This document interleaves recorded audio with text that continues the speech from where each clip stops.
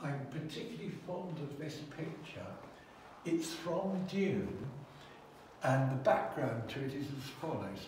While we were working on Dune in Paris, back in '75 I think it was, Alejandro was very obsessed with the different races, the guilds and the different ships, and was very keen that all the ships from the different guilds looked as different as possible. So I spent a lot of time designing these ships to look as contrasty as possible.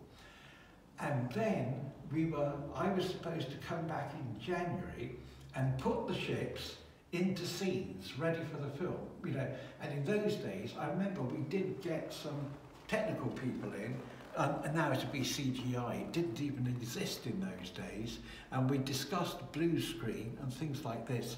And if I remember rightly, I was going to paint that rock on a blue screen, and they were going to have the ships move across it. It was very exciting.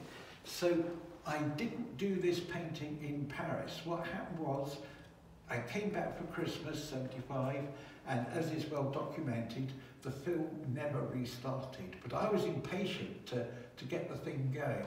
So I had already made a few little notes and odd drawings and things, and then obviously went on to other things. And it's only recently, with the revived interest in Dune and the new film, that I thought, you know what, I need to go and look up what I was doing with Alejandro. So this painting is a fairly recent painting, but I love it because it's the asteroid and it's one of the pirate bases. Throughout the various universes, the pirates, who are a separate group altogether, have built their own little bases, where they can, a bit like in the war, in the desert, people bury supplies, in the desert. So these are little supply bases they can clock in and clock out of. This is a standard pirate ship. It's not the attack ship, but you can tell it's a pirate ship because it's got the camouflage from the pirates' home planets. I did do a scene, and the spaceship itself is in the book, where Alejandro really liked the idea. You had the planet, you had a view of the planet with the camouflage of the planet, and you could only tell when the spaceship moved that there was actually a ship in the scene. Well, this, of course, I didn't do that on the planet itself, but you can tell these are pirate ships because they've got the camouflage based on their home planet, and these are not the attack ships like the ones that you see in the book. These are much more working ships for marshalling things and carrying, but they had huge calipers for carrying things. So we discussed the spice because the spice is central to the whole theme of Dune. Now this is, if I remember rightly, I think it's a Harkonnen ship. The Harkonnens were quite sort of aggressive as well.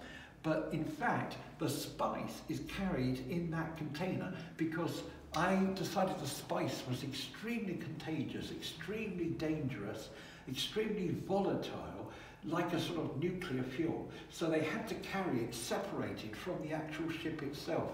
And even a compact amount of spice was fantastically potent.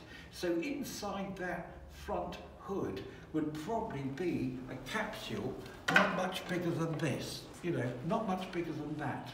And what's happened is the pirates have jumped it, they've overwhelmed it, maybe put crew on board, and they're taking it back, and it's now sitting at their home base, waiting for a ship like that to come to take the spice to ferry it back to wherever it is.